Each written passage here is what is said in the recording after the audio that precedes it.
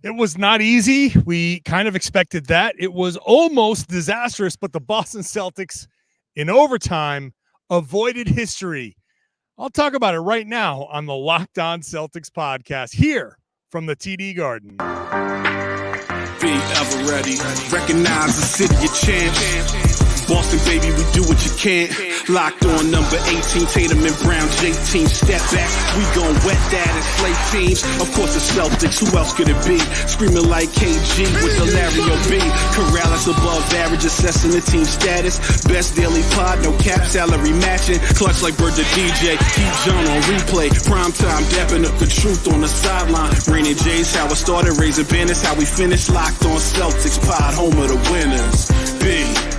Hey there, welcome back to the Locked On Celtics podcast, right here on the Locked On Podcast Network, where it is your team every day, and I got you every day with a free, fresh podcast that drops directly to your device if you are a subscriber. And if you are watching on YouTube, you can see that I'm here at the TD Garden.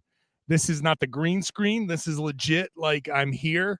So I'll take a nice picture of this so it looks like I'm here later on. But yes, I'm here at the TD Garden after the Boston Celtics 128-122 win over the Detroit Pistons in overtime. I'm John Karalis. If you don't know me by now, I used to play a long time ago.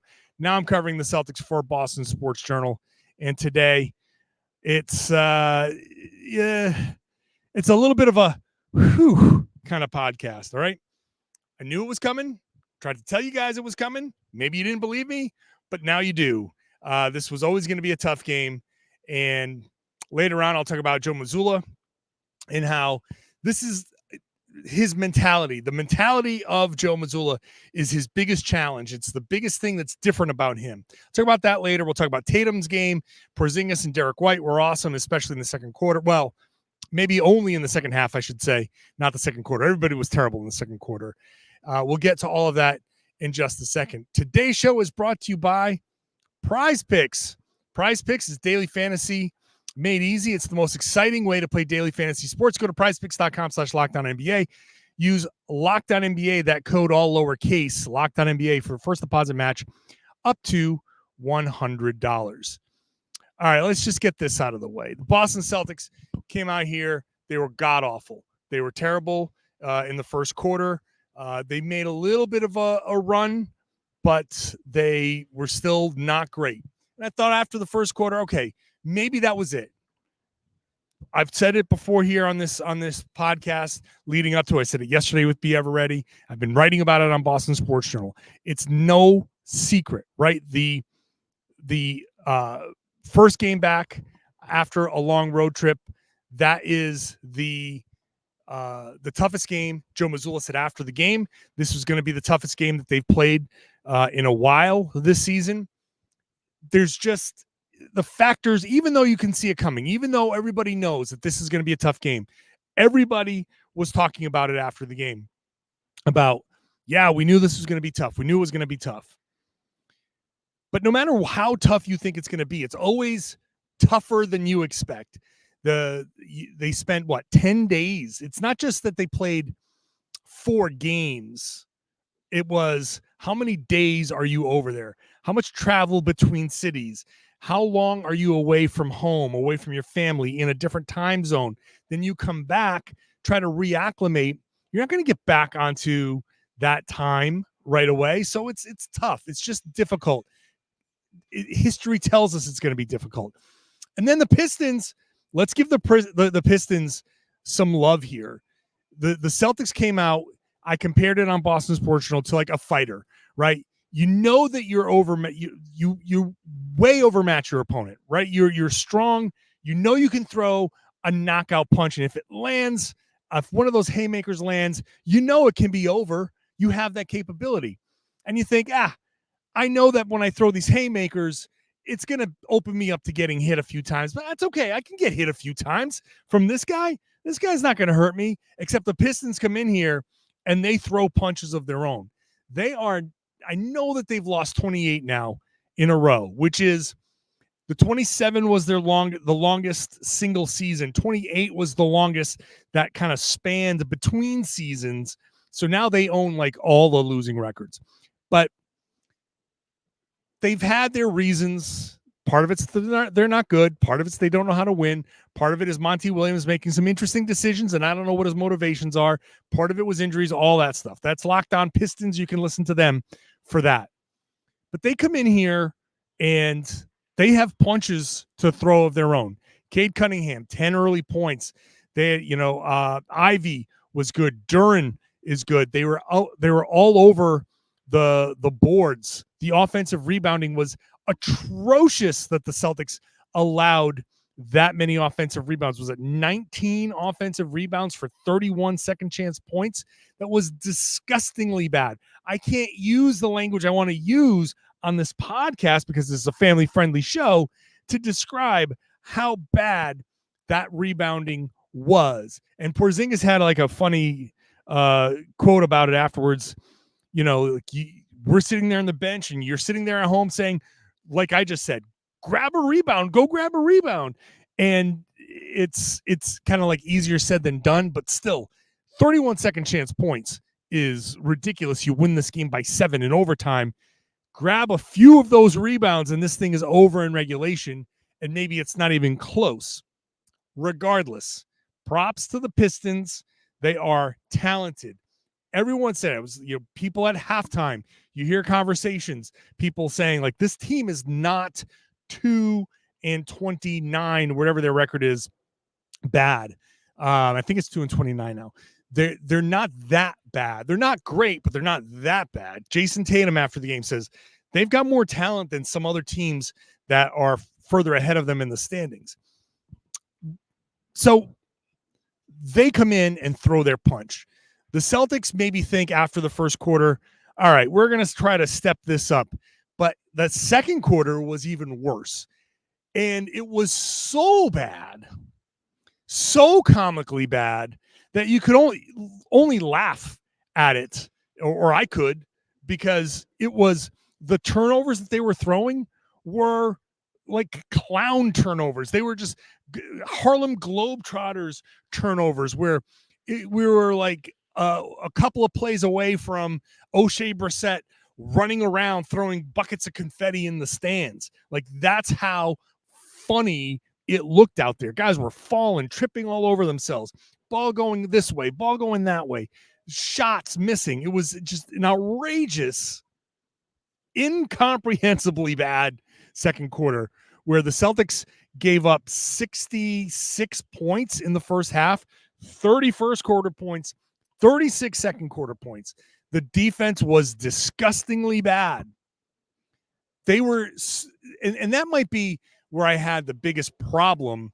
I didn't care that they were missing shots necessarily. I didn't like all the shots they were taking in the first quarter. I thought Jayson Tatum, especially in the first half, took a bunch of pull-up shots that you're like, this is not where he should be, the types of shots that he should be shooting. A bunch of good looks at three-pointers. Probably, I'd say a lot of them were good looks for other players that just didn't fall. They had another one of those possessions like they did in Golden State where it was like three-pointer, offensive rebound, kick it out to three. Peyton Pritchard again, missed three-pointer. Another offensive rebound. Let's take another one. Miss that again. That just kept piling up. But I didn't worry so much about that. It was the defense. They were making like one rotation. They were helping a little bit, but then no one would help the helper. No one would rotate over to his guy. Al Horford, Kristaps Porzingis, Demias Queta, come on over because the guy on the perimeter got beat. Okay, so they step up. No one steps up to help that guy. What's supposed to happen is one of the other Celtics is supposed to step up and help the big that rotated over, and the guy that just got toasted is supposed to help that guy, right? So it's big guy goes and helps, another Celtic goes and helps that guy, and the guy that got roasted helps the guy that just helped the big, and everybody just kind of rotates, but no one did that. Like there's one, they stopped after like one or two, and they kept getting beat. And they just gave up a ton of points in the paint. Incredible amount of points in the paint. Just dunks. And it was not just like turnovers and layups. It was half court poor defense dunks. The response, top-notch. Third quarter, absolutely top-notch. They didn't have to try the whole game, and this is where the haymaker stuff comes in. They actually threw a haymaker in the third quarter, and they came all the way back. I'll talk about that response in just a second. Today's show is brought to you by PrizePicks.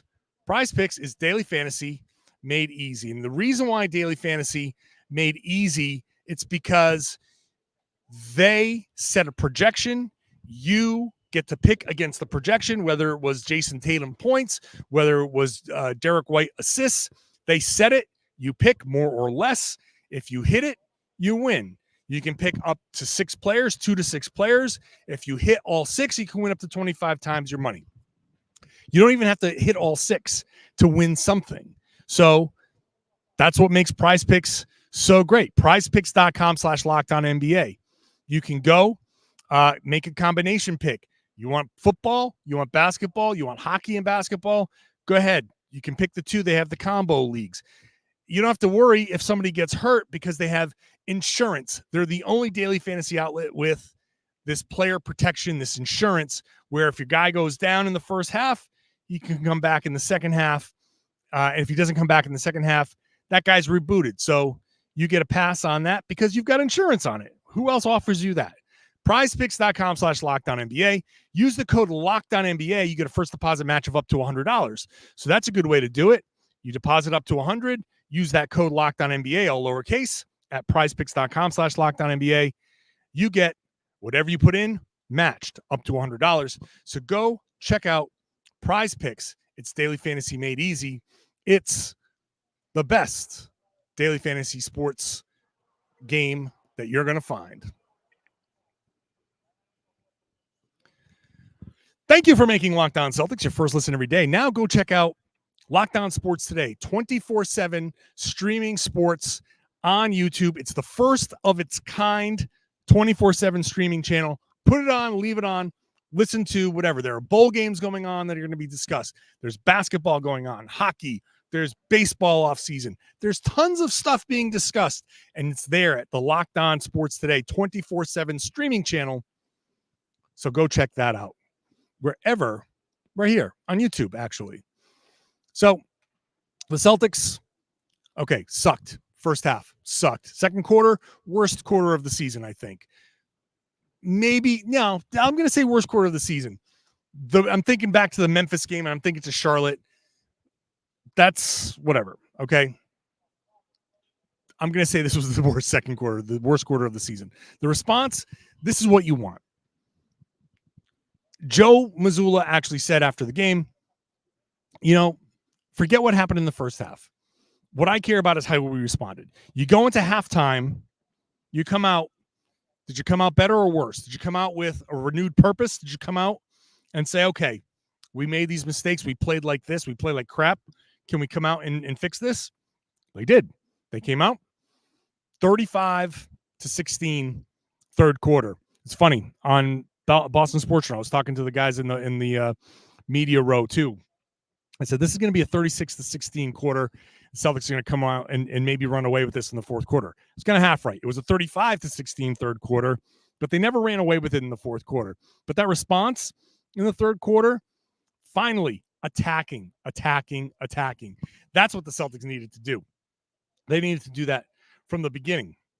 Now, you can look at it and say, well, in the first half, the Celtics shot 4 of 24 from 3, 16.7%. In the second half, they didn't shoot nearly as many three-pointers. They were 6 of 13, 46% in the second half. But it's that 13 three-pointers that's the big number because they started attacking more. It's not that I certainly don't want to get into they shoot too many threes, because I don't think they shoot too many threes necessarily. It's the settling for threes. I don't care if they shoot 50 three-pointers in a game. I really honestly don't. If they're good three-pointers, the offense will dictate, the defense will dictate what it is. Play well, move the ball, figure it out. whatever the defense is going to give you, you can find the holes. The Celtics are good enough to exploit. Are they going to give you those 3-pointers? Then you take them. Are they going to pack the paint? Okay, fine. Are they going to come out and run you off the line? Great. Now you attack. If there's a lane to attack, then do it. And then make the right read at the rim. Sometimes attacking also leads to a bunch of 3-pointers because it's drive and kick. So the Celtics came out in the second half and just attacked. Jayson Tatum attacked. In the first half, 2 of 8 from 3. He was 0 of 3 from 3 in the second half. I don't care about the 0 for 3 necessarily. It's that it was just 3. And that he went to the line and he attacked the rim, and he had 7 assists in the second half because he was attacking and finding guys open. And through it all, he had 3 steals in the second half, 5 steals overall. So he was playing defense. He was getting in there. He was doing things. In the third quarter especially, Tatum kind of woke up and he got to 31 points. Now, it took him 31 shots, I believe, as I get back to my box score here.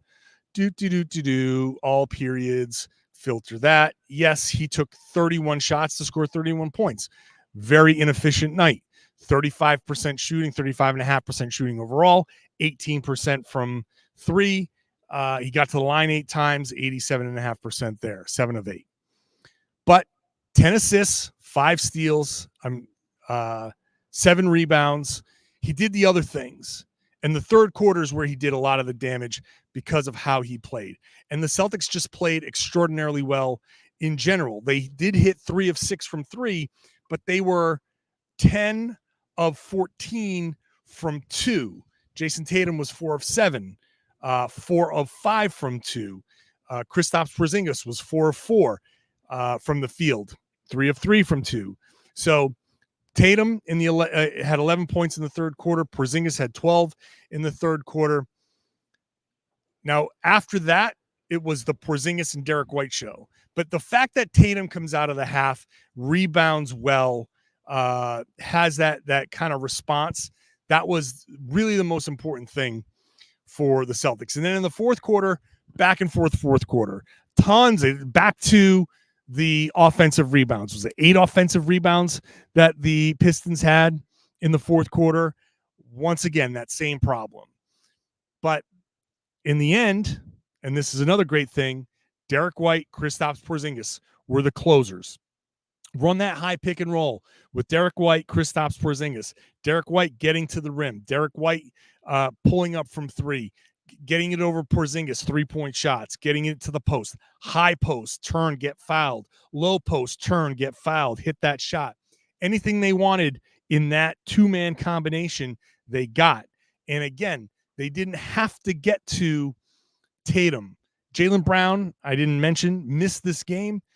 Tatum, my favorite play from Jayson Tatum was 116-115 Celtics in overtime. Tatum hadn't scored, so he wasn't getting the closer role. He's on the left wing. I think he's going against, was it maybe Ivy? And he's got him set up, whoever he was going against. He has him set up, right? I can picture it in my head. Left foot behind the 3-point line right at the break, jab step with the right, and I'm thinking, here comes the step back. You know Tatum is shooting that. He had it all set up. One dribble, boom, boom, step back, classic Tatum shot. But no, he drove. So, okay, he's driving. He's going to attack. I still thought he was shooting it. Gets to the middle of the lane, spin move. Now he's kind of fading to the right. And as he turns, you can see him processing in his head. Well, I just saw 3 guys in front of me on the baseline. I just turned and there are 2 guys right here at the free throw line. Oh, look at that bald guy out there. It's not me on the court. It's Derrick White at the top of the key, above the break, wide open. And Kristaps Porzingis kind of in the middle, setting like a pseudo screen. And Tatum does not shoot the ball. He kicks it over to White, takes the shot, boom, 119-115. A tiny bit of separation. The Celtics go on a 10-2 run in OT, and that's a wrap. 10-2 run, 9 of those points come from Porzingis or Derrick White. Porzingis had 11 points in the third or in the fourth, 6 in OT. Derrick White had 6 in the fourth, 10 in OT. Those two guys closed the game. I love the fact that you go from the Lakers game to this game, and it's somebody else. It doesn't have to be Tatum. Obviously, it wasn't Brown. He missed this game because of the knee that he took in the back to in the Lakers game. Side note, I saw him walking around the locker room. It's not like he was sitting there in traction. He was in the building. He looked like he was changed up from a workout. Can't confirm that he actually had a workout, but it seemed like he was in there, and he seems fine. I would expect him to play in the back-to-back against Toronto. He seems fine, but I don't know. Can't confirm or deny any of that stuff. But I love the fact that when it came to closing time, Porzingis got his chances, Derrick White got his chances, because that's what the game demanded. Joe Mazzulla demands a certain mentality. It's different. It's a different way of thinking, at least outwardly when we're hearing it. It's different. And he had an interesting response to, I think, a fair question where he was asked, like, do you kind of flush this game? We'll talk about that after the break. It's an interesting comment.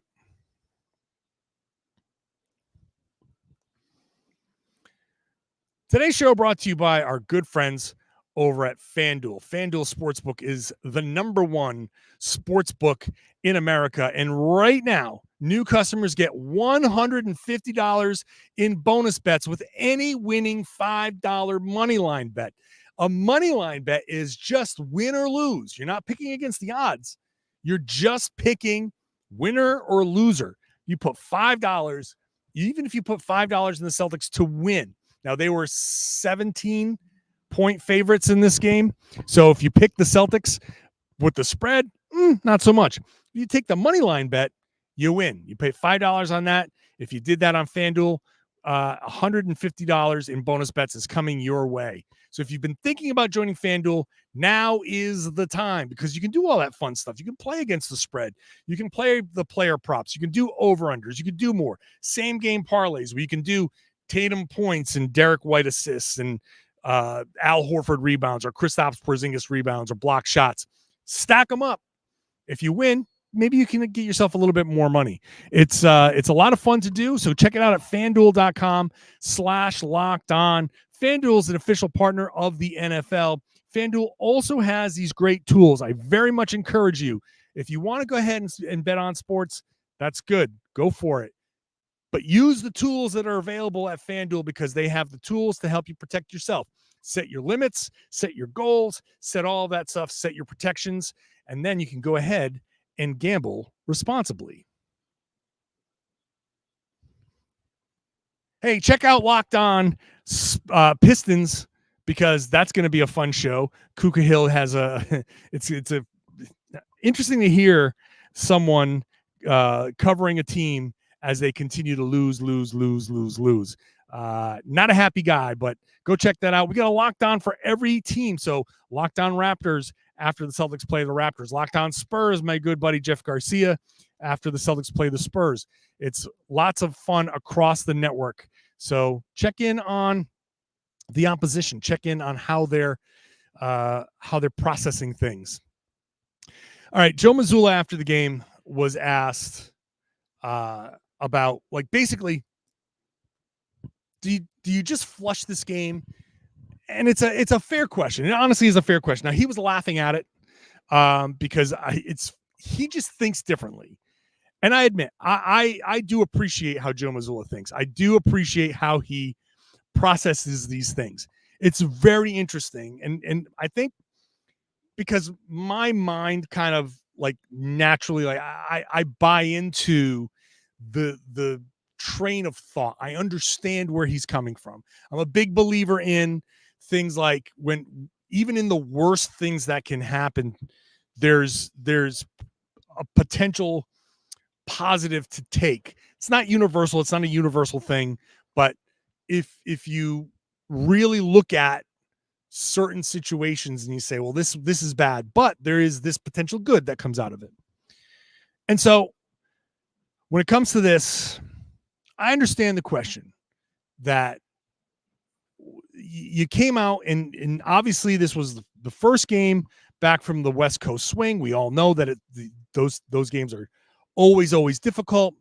So, okay, you chalk that first half up. You come out in the second half, you try hard, you're better than the Pistons, you win. So, what's the big deal? Do you just flush it and move on? You got Toronto tomorrow, is that it? And he says, quote, "Why do we have nothing to gain from winning a basketball game? We actually learned more from that game than we did probably playing the 4 games on the West Coast trip." Now, is that a little bit of hyperbole? I'm going to say yes, because that West Coast trip, you obviously got the Golden State game. You learned a lot from that game. Okay, Sacramento, LA Clippers. Okay, I can buy it. Lakers, you learned a lot from that game because you let go of the rope. Second quarter, fourth quarter execution was fantastic. The way they closed that game, like you learned a lot from that game. But he says here, quote, "This is an opportunity to build mindset and toughness." So to me, it's like we have everything to gain in this. You talk about the in-season tournament creating something. How about the level of stress and pressure and anxiety that you felt in that arena today? To me, we gained a ton from tonight's game, and I thought it was an awesome opportunity. And think about it. Here are the Celtics. They are now, 24-6? They are undefeated at home, 15-0 at home. They have the league's best record. And they come out in the first half, absolutely suck, and get booed. The arena is turning on them because they were that bad. And it's not like this was like a Philadelphia situation where you could be playing your best and you have one bad stretch and they boo you. This was like, we see you guys playing the worst basketball you've played all season. Can you wake up? Like, the boos are a wake-up call, because the Celtics early in that third quarter, before everything had really turned, you got a lot of "let's go Celtics" chants that started organically, which is the best part, right? This wasn't like a jumbotron flashing "let's go Celtics." It wasn't like the in-arena people playing like the thumping sound that mimics that so people can kind of catch on. This was just the crowd saying, yeah, we booed you in the first half because what you put out there on the court was disgusting. Now we're cheering you on because we're like, we know you can do better. That's the beauty of this crowd. Honestly, that is the beauty of having a crowd like the Boston crowd. They are so intuitive. They understand. No matter who's in this building, man, they understand. Okay, this is a good reaction for us here. This, the first half deserved what they got. The second half deserved what they got. And the place exploded by the end of the third quarter. That's a tough mentality to navigate. The Pistons are playing desperate. That's a tough mentality to navigate. You're not shooting well. You don't have Jaylen Brown to lean on, who is generally the good first quarter guy. And maybe having Jaylen in this game maybe he would have come out strong, and the entire dynamic of this thing changes. Who knows? But they come out, and look, the offensive rebounds, as much as the response was good, the fourth quarter was terrible with giving up offensive rebounds, and they still stuck with it. The mentality here to keep sticking with it is important. Mazzulla is teaching this mindfulness. He believes in this stuff where we on the outside we have the luxury of saying this game is important. Hey, this game means something more. Why? Because we want it to mean more. Golden State means more. The Pistons game meant more because they had lost 27 in a row, and we didn't want the Celtics to be to not only break that streak, but also be the game for the Celtics to lose their home court winning streak. We assign that value to it. But Mazzulla's like, no, this is one of 82. And each one of these 82 deserves its own effort, whether it's the Bucks, whether it's the Pistons. They're playing Toronto. It's Detroit, Toronto, San Antonio in these 3 games. Mazzulla wants it to be the exact same mentality, the same effort, the same preparation, the same everything as Bucks, Sixers, Nuggets. It's not easy, right? This is the hard part. The hard part is getting up for these games the same way you get up for those games. This is why I talked about it yesterday on the podcast. I'll be talking about it again in the future. Mazzulla wants these all to be the same approach. This is one of 82. You take the pie, you slice it up 82 ways, and each slice is equal. It tastes the same. It looks the same. It is the same. We're the ones who are like, I'm going to put some whipped cream on this piece. Ooh, this piece, we're going to get some ice cream for this piece. This piece, I don't want that today, because that's what we have the luxury of doing. The Celtics do not. And that's where he wants them to get to. This is a game that teaches them that. This is the game that says, hey, look, you came out and messed around. You almost found out. You got to go out there and play with that mentality when you're tired, when it's gross, when you're not feeling your best, when you're coming back and you're thinking, your body's still thinking you're on West Coast time. You still got to come out there and play with the same preparation, mentality, effort, execution. And I got to tell you, I think Joe Mazzulla is getting a bunch of evidence that he's right. That he's right when it comes to this stuff. Because you come out in the third quarter, and there it was. Executed perfectly, boom, you win. He's an interesting guy. It's an interesting approach. I like the approach. It's different. It's challenging. It challenges us all to think differently.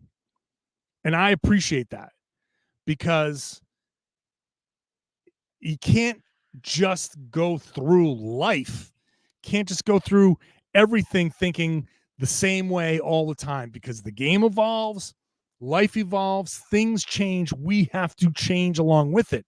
And every once in a while, someone comes along and is like, change.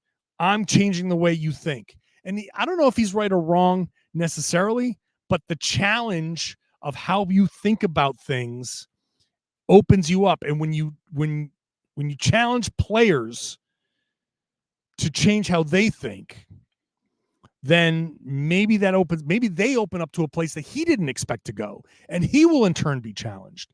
This is the beauty of it all.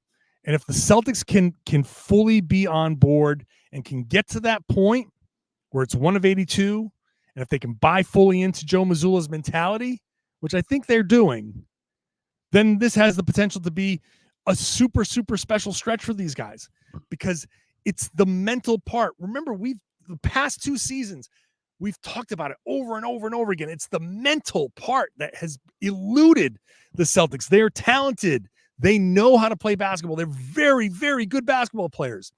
But the mentality is what has eluded them in the biggest moments, the key moments.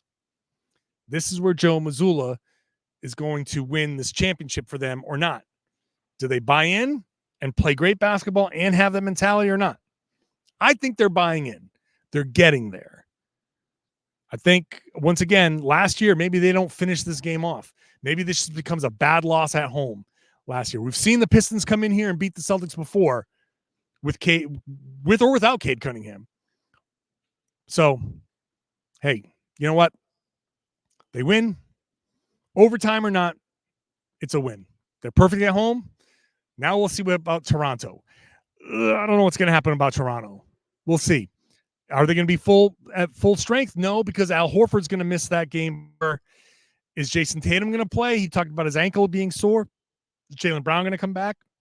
We might see Horford and Tatum miss this game for, just keep an eye out. I'll, of course, be tweeting it and covering this. I'll be back here with a post-game pod assuming that they don't switch this thing over. If they switch the arena over, then we'll figure it out. But I'll be here for a bonus post-game pod, so make sure you're subscribed wherever you get your podcast. Watch the show on YouTube. And I would love it if you, everydayers, a few of you who came over and said hi, thank you so much. Always come say hi. If you're in this building, come find me in section 19. I will be there. Come say hi to me. Thank you, everydayers. Share the podcast. Tell everybody they should be listening to and watching the Locked On Celtics podcast right here in the Locked On Podcast Network. It's your team every day.